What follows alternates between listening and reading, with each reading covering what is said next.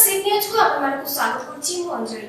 आसंतो प्रथम नजर पकेबा राज्यर विभिन्न अंचल अपडेट न्यूज पर। चोरा देशी मद प्रस्तुति पाई 7000 पच नष्ट कला सर पुलिस अबकारी विभाग।